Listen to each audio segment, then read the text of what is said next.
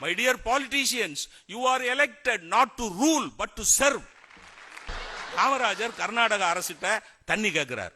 இதே பிரச்சனை இன்னைக்கு வரைக்கும் இருந்துகிட்டு இருக்கிற பிரச்சனை. 1960 சொல்றேன், காமராஜர் நிஜலிங்கப்பாட்ட தண்ணி கேட்கிறார். தண்ணினா குடி தண்ணி. நிஜலிங்கப்பா இப்ப சொல்ற மாதிரியே முடியாதுன்ட்டார். உனக்கு காமராஜர் இங்கேயும் காங்கிரஸ் ஆட்சி, அங்கேயும் காங்கிரஸ் ஆட்சி. உனக்கு காமராஜர் பெருந்தலைவர் என்ன பண்ணார், நேருவுக்கு போன் பண்ணி கேட்கிறார்.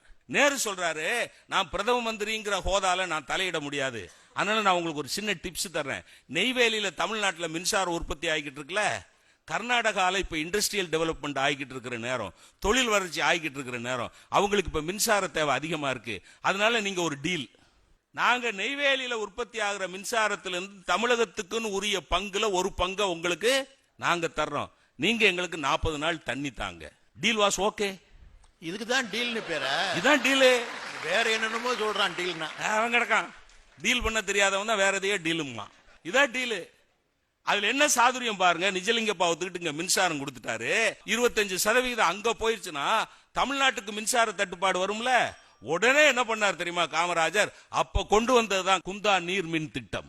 ஆக தமிழகத்திலே இருந்து கர்நாடகத்துக்கு போன மின்சார இழப்பையும் சரி செய்தார், அதே நேரத்தில் கர்நாடகத்திலிருந்து தண்ணீரையும் வரவழைத்தார் என்றால் அந்த அரசியல் சாதுரியம் தான் வல்லரசை கொண்டு போச்சு.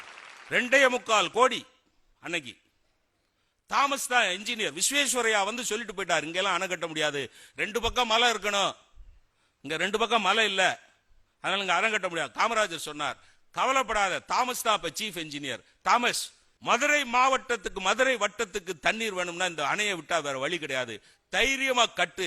மக்கள் மேல் நம்பிக்கை வச்சு கட்டுனார். கட்டுனா விஸ்வேஸ்வரையா சொன்ன மாதிரி அந்த அணைக்கு எந்த ஆபத்தும் வரவில்லை, முல்லை பெரியாருக்கும் ஒரு ஆபத்தும் வராது.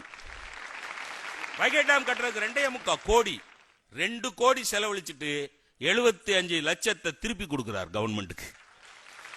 அதே அரசியல் நிர்வாகம். காமராஜர் தாமஸ் சொல்றார், சீஃப் இன்ஜினியர்ட்ட, தாமஸ் 75 லட்சத்தை திருப்பி கொடுக்காத, நீ அந்த 75 லட்சத்தை வச்சு டேமை சுத்தி பார்க் நிர்மாணம் பண்ணு, அந்த பார்க்க ஷூட்டிங் கூடு, அதுல வர்ற வருமானத்தை வச்சுக்கிட்டு அந்த வைகை டேமை மெயின்டைன் பண்ணுனாரு.